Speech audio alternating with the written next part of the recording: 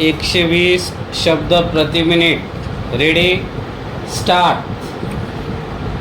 महाराष्ट्र राज्यामध्ये ग्रंथालयाच्या बाबतीत एकसूत्रीपणा आणण्याच्या दृष्टीने ग्रंथालय विषयक एखादे विधेयक आणावे, त्याविषयी कायदा करावा आणि एकसूत्रीपणा आणण्यासाठी या राज्याने महत्त्वाचे पाऊल उचलावे असे मला वाटते। या दृष्टिकोनातून हा ठराव सभागृहात मी मांडलेला आहे। परिच्छेद: या देशामध्ये ग्रंथालय चळवळ गेल्या शतकापासून सुरू आहे। गेल्या 1-2 वर्षाच्या काळामध्ये ग्रंथालयाच्या कामामध्ये एकसूत्रीपणा आणण्याच्या दृष्टीने अनेक तज्ज्ञांनी आणि राज्य निर्मितीनंतर ग्रंथालयाची चळवळ करणाऱ्या काही कार्यकर्त्यांनी सरकारकडे वेळोवेळी मागणी केली होती। महाराष्ट्र राज्य निर्मितीनंतर ग्रंथालयाची चळवळ वाढीला लागलेली आढळत नाही किंवा ग्रंथालयाची परिस्थिती सुधारावी म्हणून सरकारने फार मोठ्या प्रमाणात पावले उचलल्याचा पुरावा दिसून येत नाही।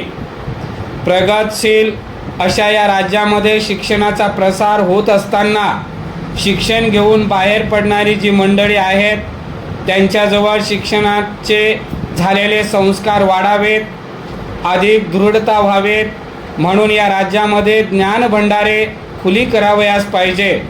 ही ज्ञानभंडारे या राज्यामध्ये किंवा देशामध्ये मुक्त हस्ताने खुली राहिली तर शिक्षणामुळे झालेले संस्कार निश्चितपणे वाढीस लागतील।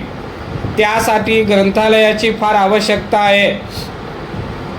गेल्या शतकामध्ये या देशात ग्रंथालयाची चळवळ सुरू झाली त्यावेळी ठिकठिकाणी ग्रंथालय स्थापन करण्यात आले।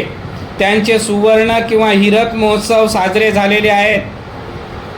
ग्रंथालयाबद्दल आस्था बाळगणारे जे सामाजिक कार्यकर्ते होते, जे शिक्षण तज्ज्ञ होते, त्यांच्या प्रदीर्घ प्रयत्नाने ग्रंथालयाच्या चळवळीने या राज्यात मूळ धरले।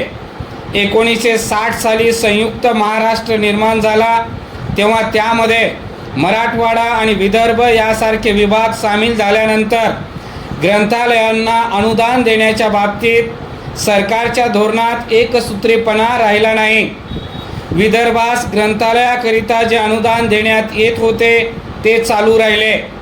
पश्चिम महाराष्ट्रात अनुदानाच्या बाबतीत पूर्वीचे धोरण चालू राहिले।